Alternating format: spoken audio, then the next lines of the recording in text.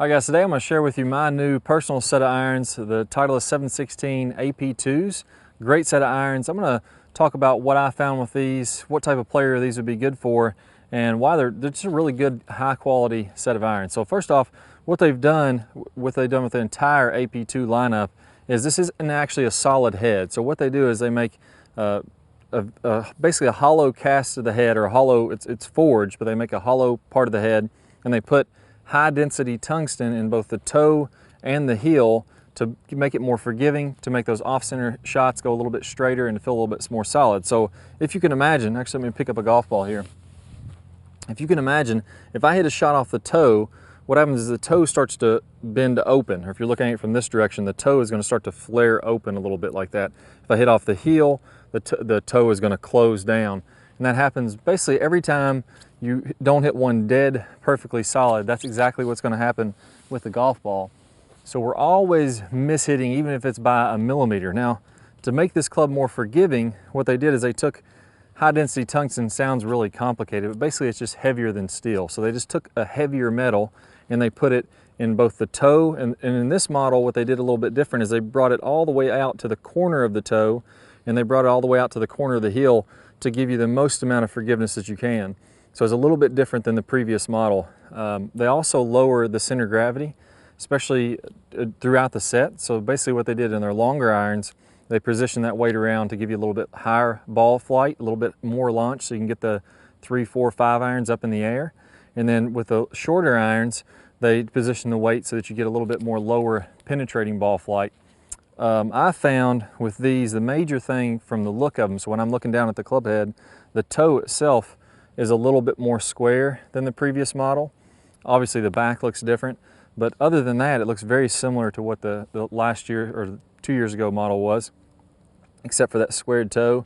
They feel really, really soft. I enjoyed the feel of them. And one of the reasons, these aren't the cheapest irons in the world, but one of the reasons that they're a little bit more expensive is because they're forged.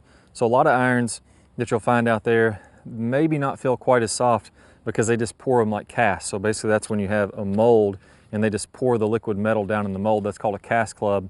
These are stamped out of steel and forged just like you would have a forged samurai sword or something like that. So it's a little bit more tedious process. It's a little bit more tedious process to put the weight in the toe and in the heel. That's why they're a little bit more expensive, but I tell you, they feel really, really soft and really nice. So I really enjoyed them. I think the person that these would be right for would be kind of that mid to low handicap player. Now, whether you're a player on tour, a lot of players on tour, I believe Jordan Spieth plays with these. I believe a lot of other players that are with Titleist play these.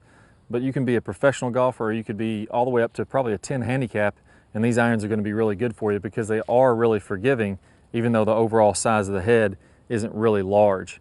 So it's a really nice club to play, really soft. I think a lot of people will enjoy them, and I recommend going to your local shop, trying them out, giving them a few swings. I've really enjoyed them. I'm gonna keep them in my bag.